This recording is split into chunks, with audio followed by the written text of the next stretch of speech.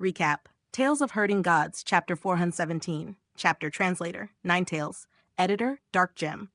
At the break of dawn in Eternal Peace River Prefecture, the sea lay shrouded beneath a pale, drifting fog. What unfolded in that misty morning was a spectacle the guards stationed along the docks would remember for the rest of their lives. A gray veil of fog spread across the water surface, and from within it, a gigantic narwhal suddenly burst forth.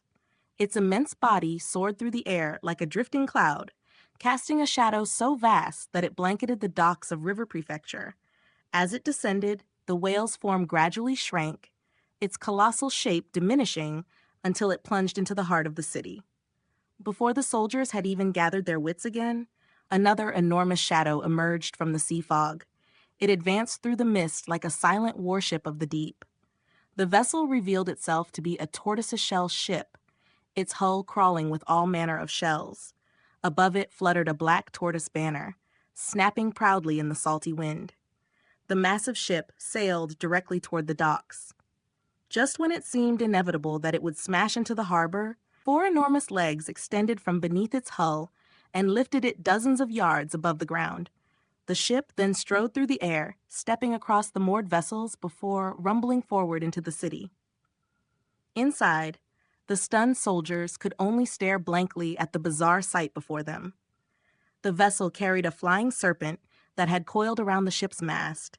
Spreading its wings as it circled above, even the soldiers aboard looked strange. Each of them bore a tortoise shell upon their backs, while flying serpents coiled around their bodies in an uncanny form of coexistence. Meanwhile, in Pond Prefecture, another extraordinary event unfolded. That region was famed for its 1,000-deep ponds whose depths no one could fully see. Yet on that particular day, every one of those 1,000 ponds suddenly dried up. The water vanished in an instant, along with every fish that had once lived within them. People peered into the deepest of the empty basins and discovered something astonishing. At the very bottom of the pond stood a bronze door. The magistrate of Pond Prefecture immediately ordered men to descend and investigate. Soon they returned with their report. The bronze doors at the bottom of the pond are sealed shut. They cannot be opened. Just as the magistrate was still puzzling over the situation, the bronze door suddenly creaked open. A man whose body was covered entirely in scales stepped out from within. Turning calmly, he closed the bronze door behind him and began fastening the locks. As he worked, he shouted loudly behind him, I know, annoying woman. Human Emperor has summoned me, so I'm only fulfilling our ancestors' promise. I won't go around causing trouble or picking fights. You know my temper is the best among all us Earth travelers. What are you staring at? Keep staring and I'll shatter your knee with one punch. I wasn't talking about you. I meant those country bumpkin giants up above. I know how to lock the door. Stop nagging me. You're worse than my mother. The magistrate of Pond Prefecture and the others stood beside the empty pond, staring in disbelief at the scene before them. A dwarf no more than 5 feet tall, his beard thick and wild, carefully locked the bronze door before climbing out onto the shore. The magistrate stepped forward and asked politely, Senior brother. The scaled dwarf immediately turned and eyed him warily. Country bumpkin giant? Don't go casting your eyes upon us Earth travelers. We agreed long ago. The surface belongs to you country bumpkins, and the underground belongs to us. The magistrate was still completely baffled when the dwarf suddenly shouted down toward the pond again. Woman, release the water. Don't let these giants steal our underground world. At once, water began pouring back into the ponds. Before long, all the deep ponds were filled once more. The rippling surface shone like bluish jade scales, and countless fish reappeared within the waters as if nothing had ever happened. Just as the magistrate was about to question him further, the dwarf suddenly burrowed straight into the earth and vanished. The magistrate and everyone present stood frozen in shock. There are people living beneath the ground? How could they possibly survive down there? Far to the south, in Willow Prefecture, where countless people worshipped willow immortals, another strange sight appeared. A towering willow tree suddenly twisted and transformed into a green dragon before soaring away into the sky.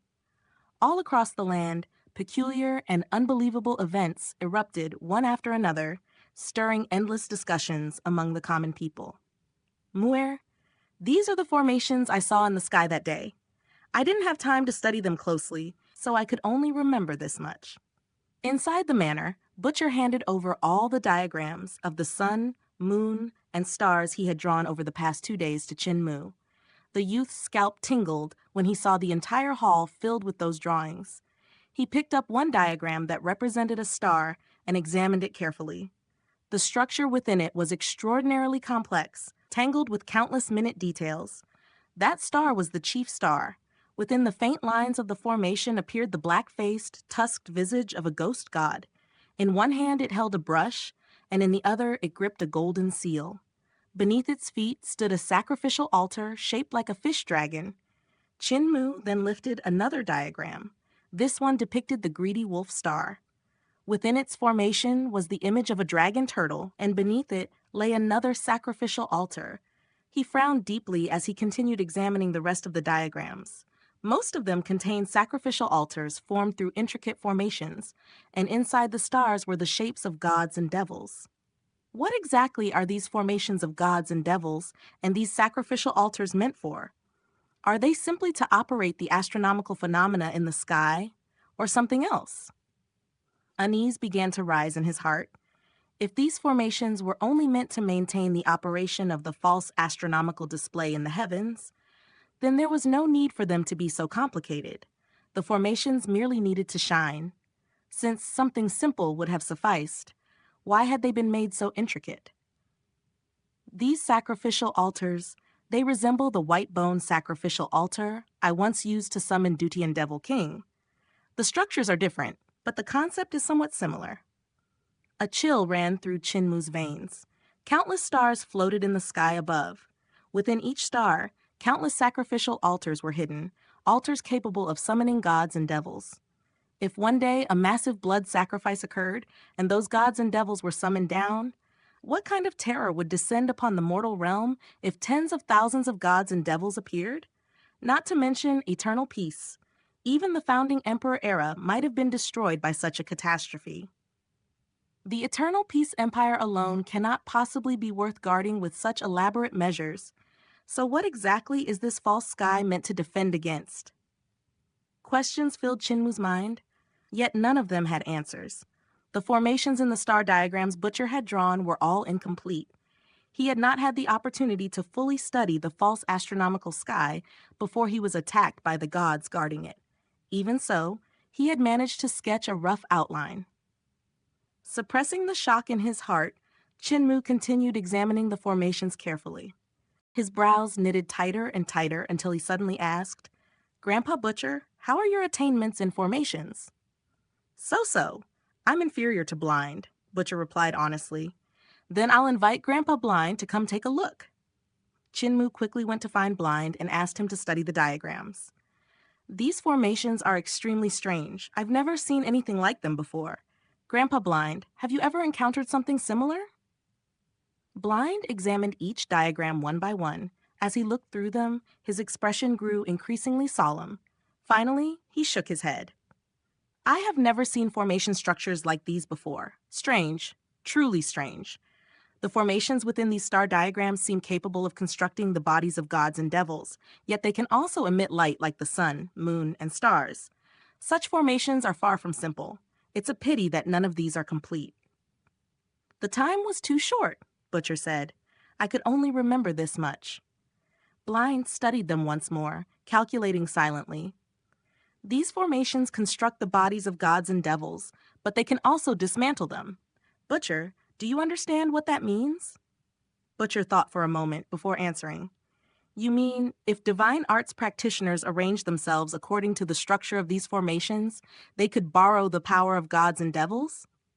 Chin Mu's heart stirred. If chi cultivators lined up according to the structure of the formation and activated it, it would be equivalent to wielding the strength of a god or devil. If such a formation were activated, how terrifying would its power be? It's a pity the formations are incomplete. Blind shook his head. "You've drawn so many, but none are whole. However, there is another possibility." Brilliant light suddenly burst from his eyes as he walked outside the hall. Lifting his head, He gazed into the sky and murmured, "These formation structures might actually be the circulation of vital chi within those gods and devils. The formation inside each star may represent their complete cultivation technique. The heavens above are a vast treasury. But what a pity that I cannot go up there to see it myself." Chinmu's heart began pounding violently. One star represented one technique of gods or devils. Then how many stars and constellations filled the sky? Did that mean tens of thousands of divine and demonic techniques were hidden in the celestial diagram? The ultimate arts of the three great sacred grounds, the Tao sect, the Great Thunderclap Monastery, and the Heavenly Saint cult, were revered as supreme techniques capable of transforming practitioners into gods, Buddhas, or devils. Their continued existence throughout history proved their extraordinary power. Yet above them in the heavens were tens of thousands of techniques, no weaker than those three ultimate arts. Just the thought of it filled Chinmu with excitement. But when that excitement faded, what remained in his heart was fear. Overwhelming fear. May the sky never be dyed red with blood. Otherwise. His bones trembled. If the sky above eternal peace were ever stained crimson with blood, then the sun, moon, and stars would transform into terrifying gods and devils descending upon the world. Such a sight would truly be the vision of the end of days. Suddenly, Chinmu sensed something unusual and turned his gaze toward the east. There he saw a gigantic tortoiseshell ship striding across the mountains. Serpent wings flapped above it, while a massive banner snapped loudly in the wind. At the same moment, Eternal Peace, Imperial Preceptor, also sensed the disturbance and looked toward the east. He saw a great flood rolling forward like a colossal wave. Standing atop the surging waters was a bare-chested, muscular man gripping a golden lance. High above in the sky flew a woman with wings sprouting from her back. Wherever she moved, wind and lightning surged together, accompanied by the rumbling of thunder. They came? They truly came. Village Chief floated upward, his face filled with excitement. "I have grown old, yet they have not aged, they are still alive." The tortoiseshell ship approached the manor and abruptly halted. A figure bearing a tortoise shell on his back descended from the sky. He belonged to the race of black tortoises. The flying serpent atop the enormous ship coiled and danced, while the bow of the vessel trembled. A dragon's head suddenly burst out from it, spewing thick smoke and flames from its nostrils and mouth. Its eyes spun wildly as it shouted loudly, "Black Tortoise! Xuan Shengwu has come to meet the human emperor." The sturdy man guiding the massive wave slowed his speed and landed before the manor with a loud crash. The surging waters behind him disappeared instantly. "King Kun of the Kun race has come to meet the human emperor." The winged woman folded her wings as wind and lightning hid beneath her feathers. She descended gracefully to the ground. "King Yi of Wings has arrived upon invitation." Chinmu immediately took out the human emperor's seal and held it in his hand as he stepped forward to greet them. "Fellow lords have traveled from afar, and I am deeply grateful. Please enter the manor so we may speak." King Kun, King Yi, and Xuan Shengwu all stared in astonishment. The tortoiseshell ship trembled violently and shrank smaller and smaller until it transformed into a majestic man bearing a tortoiseshell on his back and a serpent coiled around his body. "The human emperor grows younger and younger," he murmured softly. "Back then, he was already middle-aged." "Brother Shengwu," King Kun said calmly, "the human emperor you once knew is probably dead. Humans are not like us. Their lifespans are short." Xuan Shengwu let out a long sigh of relief and smiled. "That's good. That's very good. That fellow was always stirring up trouble for no reason. Forever bitter, always calling us here and there to do things. What an annoyance." Village Chief had been eager to reunite with old friends, yet when he heard these words, his expression froze. Anger surged through him. Suddenly, a voice echoed from beneath the ground. "Earth Traveler Chief Tuxing." "Aya!" The earth shook violently as a messy head burst out from the soil in front of the manor. A huge swelling had formed upon it, and the owner roared in fury. "Which bastard refined the rocks here so hard?" Translator, Ninetales. Dark Gem. The head that emerged was enormous, and the swelling bump upon it was no small thing either. Yet the man who tunneled his way up from beneath the earth was not tall at all. He stood barely 5 feet high, his face buried beneath a chaotic beard that sprouted wildly in every direction like tangled roots clawing from the soil.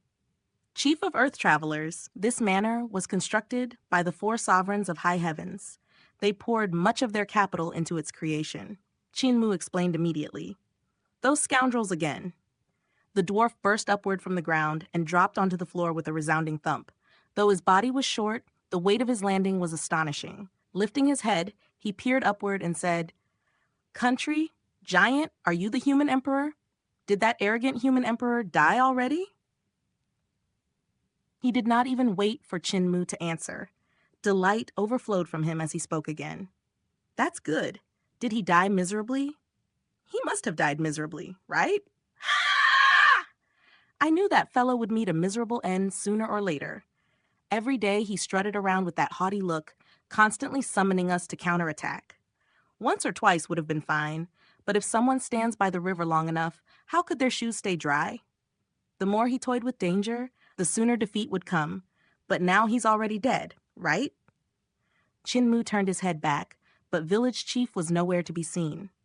Village Chief was here just moments ago, so where did he run off to now?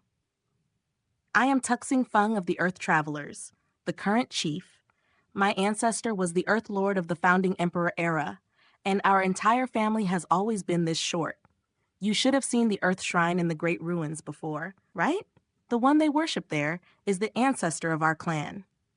The dwarf spoke with endless enthusiasm, and his words came rapidly. Our race is exceptionally good at reproducing. In the founding Emperor era, Earth Lords could be found everywhere, and Earth Shrines were just as numerous. Every mountain had the guardians of our Earth Travelers watching over it. However, among our people, the smaller one is, the better. Ever since the founding Emperor era ended, our bloodline has grown muddled, and we've been getting taller and taller. At my current height, I'm considered a giant among the Earth Travelers. If my ancestors saw me like this, they would surely despise me. That reminds me, I have 28 brothers, and I'm the eldest. My second brother is called... Chinmu coughed lightly and interrupted, "Everyone, please head inside." Suddenly, a demonic gale howled across the sky. 5 men and women with strange appearances stood upon the pitch-black devil wind. Chiefs of the demon race, the 5 immortal elders have arrived at the human emperor's invitation. Chinmu was startled. Eternal Peace Imperial Preceptor stepped beside him and said softly, "These 5 individuals are all of the demon race, and their abilities are extraordinarily powerful." Chinmu's heart stirred slightly. In the mortal world, there was a saying about 5 immortals: Fox, Yellow, White, Willow, and Rat. Fox Immortal was a fox, Yellow Immortal a weasel, White Immortal a hedgehog, Willow Immortal a snake, and Rat Immortal a rat. These 5 served as the chiefs of the demon race, representing the 5 most elite races among demonkind.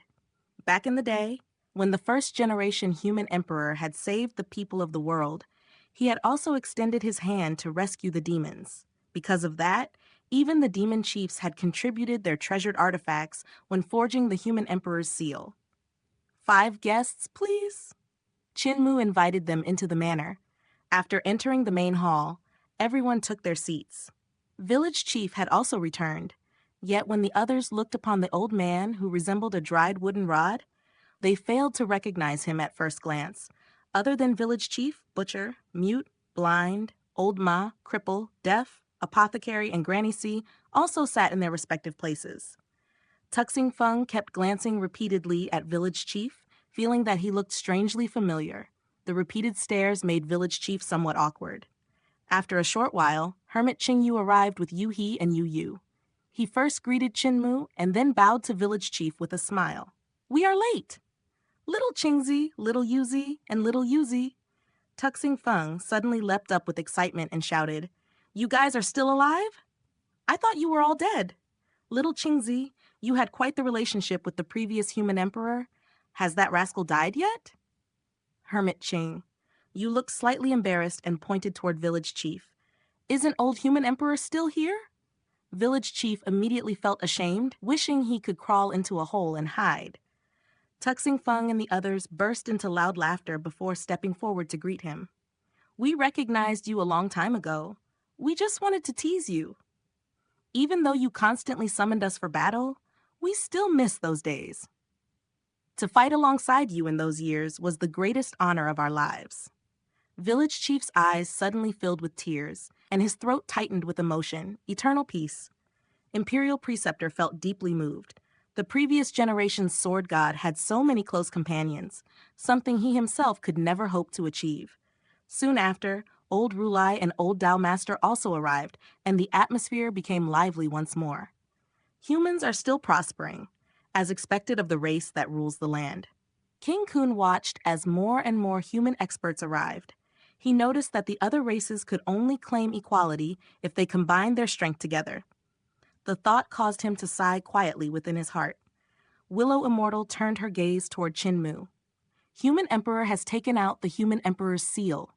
What mission do we have this time? Willow Immortal was a woman. From her title, one might think she was a willow tree that had turned into a demon, yet the truth was different. She was a green snake who possessed the bloodline of the green dragon and had transformed into a demon. No one knew how many years she had lived. Though she called herself old, her appearance showed no trace of age. Humans at most possessed a lifespan of 800 years, but other races could surpass that limit with ease. Chinmu could not guess how long Willow Immortal had lived. However, since most of these powerful practitioners had once fought beside Village Chief, they certainly could not be young.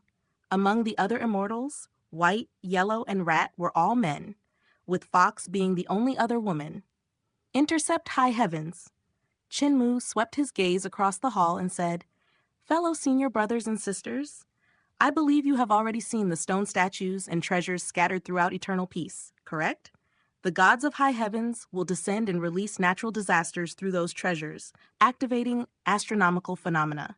Earthquakes, landslides, tsunamis, volcanic eruptions, and raging tempests will sweep across the land. When that happens, it will be extremely difficult for your clansmen to survive as well." Everyone's brows furrowed deeply. On their journey here, they had indeed noticed many stone statues. If Chinmu's words were true, when those disasters erupted, their own people would also be unable to escape destruction. Before coming here, I brought a treasure that had surfaced from underground. Ladies and gentlemen, please examine it. Eternal Peace, Imperial Preceptor said. He produced a towdy sack and carefully opened it. Circulating his magic power, he lifted a red circular cauldron from within before slowly setting it upon the ground. Everyone gathered around it to examine the artifact closely. The cauldron was vermilion red, and flames spilled constantly from within. Time after time, clusters of fire burst out and drifted around the vessel. It covered an area of 6 aries. At the center was an opening sealed tightly by a massive lid, and sealing runes were carved all around it. An endless, terrifying power seemed to be bound inside the cauldron, trembling without cease. The entire hall trembled with it. The glazed roof tiles above rattled in steady rhythm. The entire manor shook faintly, and even the surrounding trees quivered gently. Eternal Peace, Imperial Preceptor handled the artifact with extreme caution, as though he feared that a single mistake might unleash the violent energy sealed within. "This is the earthquake cauldron." Tuxing Feng stood beside the massive cauldron and circled it twice. His voice boomed like thunder as he spoke. "The earthquake cauldron contains the power of earthquakes. If its force were unleashed, tens of thousands of mountains within Eternal Peace Empire would collapse into rubble. My ancestor once forged treasures like this by imperial order, using them to gather the energy of earthquakes from across the land." He drew out a sharp, horn-shaped hammer. The front of the hammer's head was flat, while the back ended in a sharp horn. With a loud clang, he struck the earthquake cauldron. Eternal Peace Imperial Preceptor tried to stop him, but it was already too late. The manor itself remained intact, yet the mountains within 300 yards began to tremble violently, swaying as though they were dancing. Entire mountain ranges shuddered as the earth churned beneath them. Stones shattered, and countless trees collapsed in an instant. Hermit Ching, you flew into a rage. He snatched the hammer away, nearly being crushed by its weight before hastily dropping it. 3-inch nail. Are you insane? Tuxing Feng picked up his enormous hammer as if it weighed nothing at all. I'm extremely familiar with this kind of treasure. It's fine to give it a knock. The area around here is desolate. There's nobody nearby. There's nobody nearby, right? Chinmu shook his head. No one lives nearby. However, it would be best if Chief Tuxing were less reckless. Let me try. Black Tortoise Chief Xuan Shengwu stepped forward and said solemnly, 3-inch nail, strike the earthquake cauldron again. I want to see if I can suppress the shock waves. Tuxing Feng's eyes brightened with excitement. The Black Tortoise shield is known as the strongest defense. You might actually be able to suppress the earthquake cauldron. All right, let's try. Chinmu was about to stop them when Granny Sai reached out and halted him, gently shaking her head. She whispered softly, Mu'er, what they respect is the human emperor's seal, not you. They won't listen to your words. Let them try. If they don't suffer a little, they won't join you in fighting high heavens. Chinmu immediately stopped trying to persuade them. Imperial Preceptor, take the cauldron outside and let them attempt it. Eternal Peace. Imperial Preceptor unleashed his magic power and carefully carried the earthquake cauldron out of the hall. Everyone followed. Xu Shengwu stepped forward with a flying serpent coiled around his body. He let out a shout as layers of tortoiseshell runes flew outward, sealing the area around the earthquake cauldron. Each layer interlocked with the next, forming a complex system of nearly 100 layers of seals that shimmered with flowing light and brilliant color. Tuxing Feng raised the sharp-horned hammer and brought it down heavily upon the earthquake cauldron. A world-shaking boom erupted as the energy within exploded outward in an instant. The destructive shockwave tore through all 100 layers of Xu Shengwu's defense. His expression changed instantly. The black tortoise and flying serpent roared together as he revealed his true form, transforming into a colossal black tortoise. With all his strength, he attempted to suppress the shockwave, yet blood burst from his mouth as his enormous body was blasted into the sky. Everyone's expressions changed dramatically. Each person unleashed their most powerful defensive techniques, striving with all their might to contain the rampaging energy. In the blink of an eye, countless thunderous explosions rang out. One after another, their divine treasures opened. Their primordial spirits rose into the sky as broken divine bridges extended beneath them. Magic power erupted simultaneously as they joined forces to suppress the earthquake cauldron together. For a moment, the shockwave calmed. Then it erupted again. The blast hurled all the towering figures outward, smashing them violently into the surroundings of the manor. Everyone's faces turned pale as they struggled to stand, staring at the vermilion cauldron in utter disbelief. Although the terrifying energy had been blocked, all of them had suffered injuries. 3-inch nail, how much of the earthquake cauldron's power did your hammer activate? Xu Shengwu shouted while wiping the blood from the corner of his mouth and returning to his human form. Tuxing Feng shook his head. Not even 1% of its power. Everyone's hearts sank. The strongest experts of the world were gathered here, yet they could not block even 1% of the earthquake cauldron's power. If the gods of high heavens descended and activated such treasures with their full strength, eternal peace. Imperial Preceptor feared that Tuxing Feng might strike it again and quickly stored the earthquake cauldron away. There are 17 more treasures similar to this one. They are extremely difficult to move, and the slightest carelessness could activate the power within them. One of them alone is enough to destroy Eternal Peace Empire. 18 of them is truly extravagant. King Kun's gaze flickered. This is no longer a problem for humans alone. It is a common threat to every race living in this world.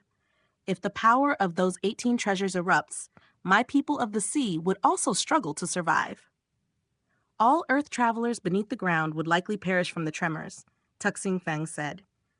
And when the tempests fill the skies, my people would have no safe refuge either, King Yi added. In that case, Chinmu looked around at everyone and spoke solemnly, let us depart immediately and intercept high heavens.